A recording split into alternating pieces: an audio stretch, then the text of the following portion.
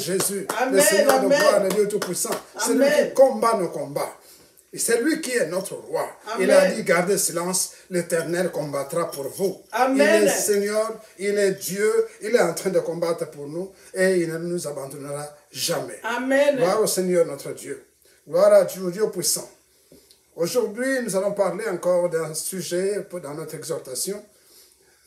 Le thème de cette exhortation, c'est au bon endroit et au bon moment. Amen.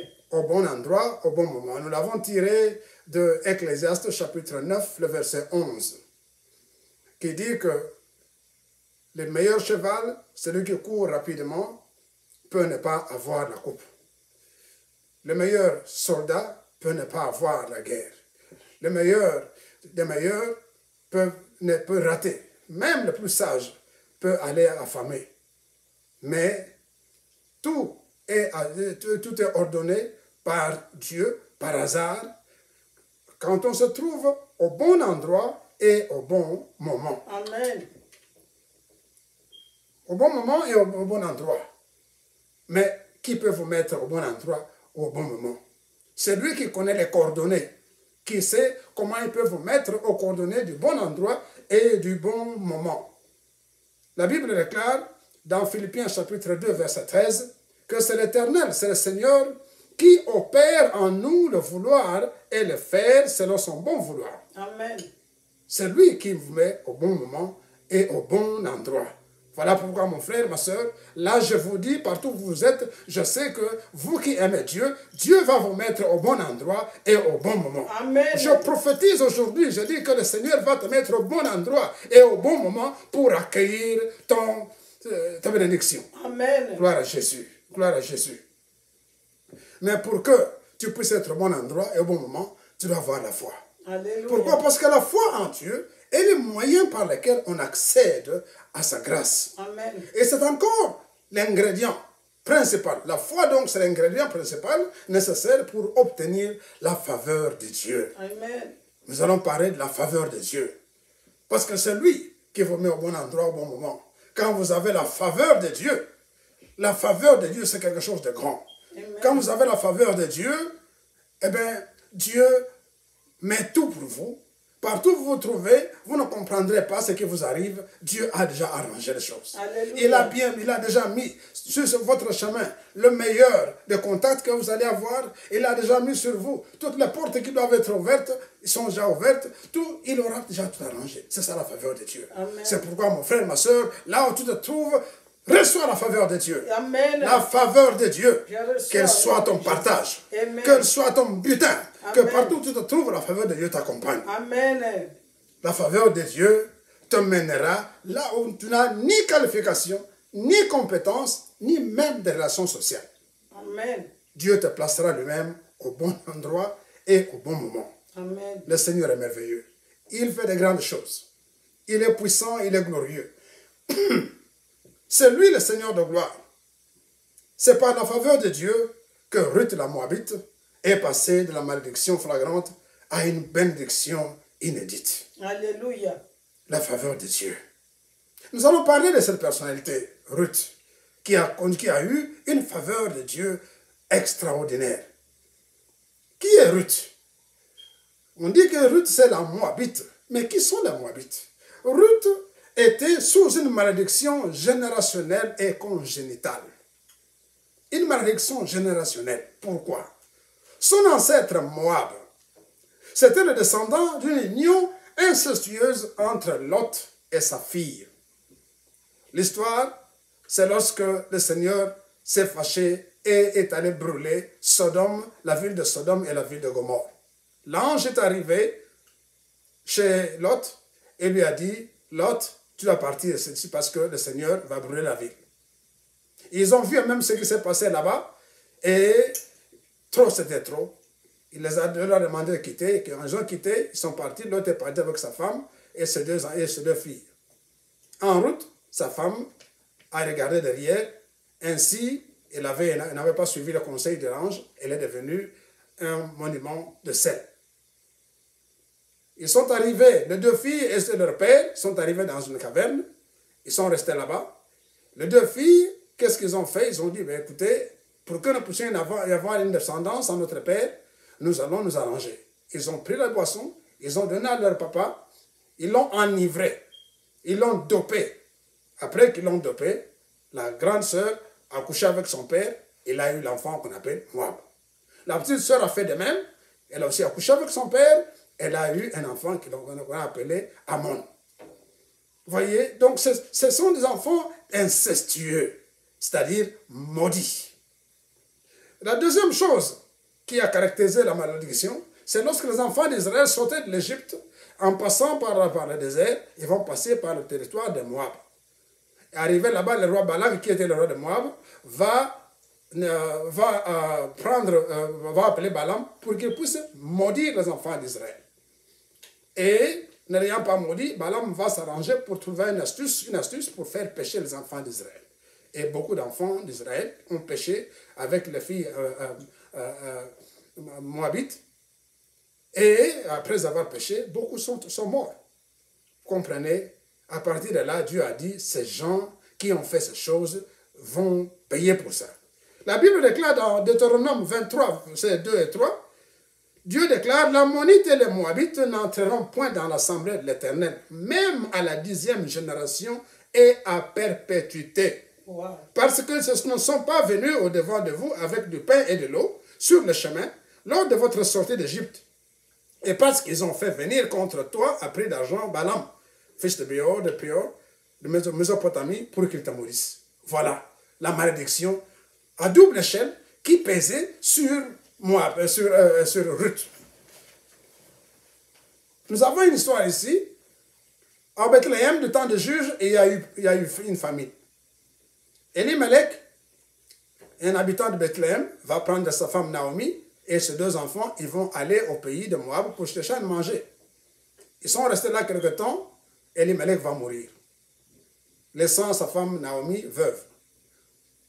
Les 2 enfants ont fini par prendre des femmes. Le premier fils va épouser Ruth. Le deuxième fils va épouser Orpa. Toutes les 2 sont de Moabites. Les 2 femmes sont de Moabites. Ils vont rester là-bas pendant 10 ans. Ils ne vont même pas avoir d'enfants. Et les 2 enfants vont mourir. Alors, Naomi va rentrer au pays. En rentrant, il va demander à ses 2 belles filles, écoutez, moi je rentre chez moi. Vous, je vous demande d'aller chacun de vous chez son père ou chez sa mère. Parce que moi, je ne sais rien faire. Je n'ai pas d'enfant pour vous donner comme époux. Alors, vous, rentrez chez vous. Après une discussion, Orpa va céder, va partir. Mais Ruth, elle va dire, moi, je ne pars pas. Amen. Naomi nous dit, mais non, moi, je ne peux rien faire. Tu es jeune, tu n'as pas d'enfant, prends un mari. Parce que moi, je ne sais rien te donner. Je suis déjà vieille. Comment veux-tu que je puisse faire quelque chose pour toi? Rentre, va dans ton pays. Va dans ton pays et fais ce que tu veux, trouve un mari, tu es libre. Mais Naomi dit, pas question. Ruth, chapitre 1, verset 16 et 17, voici la réponse de Ruth. Elle répondit, ne me presse pas de te laisser, de retourner loin de toi. Où tu iras, j'irai. Où tu demeureras, je demeurerai. Alléluia. Ton peuple sera mon peuple. Amen. Et ton Dieu sera mon Dieu. Amen. Où tu mourras, je mourrai et j'y serai enterré. Que l'Éternel me traite dans toute sa vigueur si autre chose que la mort vient me séparer de toi. Wow. Amen. Amen. Cette déclaration était à la base de tout.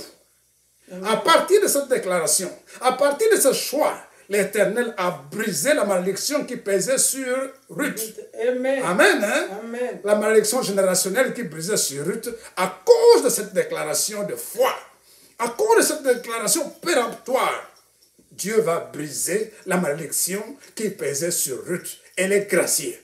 Amen. De plus, parce qu'elle a montré un courage héroïque en abandonnant son propre père, sa propre mère, son pays, en abandonnant sa culture, en abandonnant ses ancêtres, en tournant le dos à sa malédiction. Le Seigneur va lui accorder une faveur exceptionnelle. Alléluia. Une faveur exceptionnelle. C'est ce que je dis sur toi, mon frère, ma soeur. Aujourd'hui, tu vas avoir une faveur exceptionnelle. L'Éternel va mettre le vent en poupe. Et toi, partout où tu iras, le chemin te sera ouvert. Alléluia. Les portes qui étaient fermées seront ouvertes. Tout ce qui a été fermé, tu vas le recevoir. Amen. Au nom de Jésus. Amen. Reçois la faveur du Seigneur. Amen. La faveur. Vous voyez, Ruth a été vraiment favorisée. La pauvre femme ne sait pas où elle va. Elle va venir avec sa belle-mère. Ils arrivent à Bethléem, dans les environs de Bethléem, et vont vivre là-bas. Et quand elle est arrivée là-bas, Ruth a dit, tu es ma mère, je n'ai pas d'autre mère, je vais t'aider. Le lendemain, elle se lève, elle dit, bon, puisque nous sommes arrivés, eh bien, il faut que j'aille glaner dans les champs. Amen. La Bible déclare qu'ils sont arrivés au commencement de la moisson des orges. Alléluia. Amen. Vous voyez comment Dieu, quand la faveur de Dieu est avec vous, voilà comment Dieu agence les choses. Amen. Et ils vont arriver au commencement de la moisson. Amen. Bien-aimés, ils sont arrivés là-bas au commencement de la moisson. Ruth va dire, ben, je vais aller n'importe quel champ, voir un peu ce que je peux trouver. Elle va, ce n'est pas Naomi qui l'a envoyée, c'est elle-même. Elle a pris sa décision, de sa propre initiative, elle va aller dans le champ. Elle entre dans le champ, elle commence à glaner, elle glane toute la journée, jusqu'à midi, elle se repose un peu, et le soir, elle continue de glaner. Et il se fait que, le soir venu, le propriétaire du champ va venir. Le propriétaire du champ s'appelle Boaz. Amen. Boaz arrive, remarque la jeune femme, et il demande à son serviteur, mais cette femme-là, c'est qui? Je ne l'ai jamais vue. Et il lui dit, oui, cette femme-là, c'est une Moabite qui est venue avec sa belle-mère, avec Naomi. Ils sont arrivés ensemble du pays de Moab. Alors, depuis qu'elle est arrivée, elle ne s'est reposée qu'une seule fois. Amen. Elle est dans le champ, elle est en train de travailler. Alors, il a été frappé. Il a été vraiment frappé par le courage de la jeune femme. Amen. Et Boaz va l'appeler. Il dit, viens un peu. J'apprends que tu es venu avec Naomi. Il dit, oui, c'est vrai. Il dit, ok, regarde, dès maintenant, tu vas rester dans ce champ. Amen. Tu vas rester dans ce champ, ne pars pas dans un autre champ. Tu vas rester ici. Je veux donner ordre à tous mes serviteurs de te servir à boire. Tu vas boire là où mes serviteurs vont boire. Gloire à Jésus. Ce n'est pas à toi de chercher à boire. Et j'ai donné des ordres pour qu'on puisse te traiter comme il faut. Alors, Ruth dit, mais tu ne me connais pas? Comment tu me traites comme ça? Très, très bien. Ruth est tombée sur sa face. Il dit, je ne sais pas pourquoi, qu'est-ce que j'ai fait pour mériter cette grande égard d'un homme riche comme toi? Il lui dit, tu sais une chose? J'ai appris tout. Je sais que tu es venu avec Naomi. On m'a raconté, depuis la mort de ton mari, comment tu t'es lié à Naomi, comment tu as laissé ton père, ta mère, ton pays, tout ce qui t'appartient, pour venir dans un pays étranger où tu ne connaissais que ta belle-mère. Alors, tous nous avons été frappés par ça. Amen. Comment une femme de notre pays va quitter son pays, abandonner tout et venir avec une vieille femme pour vivre avec elle. Ça m'a fait mal. Alors, j'ai donné l'ordre. Toi, tu vas chaque jour, du commencement de la moisson jusqu'à la fin de la moisson, tu vas travailler dans mon champ. Alléluia. Et d'ailleurs, quelques temps après, on met la nourriture. Boaz l'appelle et dit, oh, viens, tu vas manger avec moi. Amen. Ruth n'en revient pas. Il dit, mais qu'est-ce qui m'arrive? Qu'est-ce qui m'arrive? Je vais manger à la table avec le riche propriétaire de ces champs. Boaz était un homme très organisé, très ordonné, un homme très craint, parce que c'était un homme très riche. Et voilà que la pauvre femme, qui ne connaissait rien, on va l'inviter et elle va manger avec Boaz. Elle mange, elle mange, elle mange. Elle prend un peu de nourriture qu'elle garde pour sa mère, pour Naomi. Et avant de quitter, Boaz va s'organiser aussi pour qu'on puisse lui donner davantage d'orge.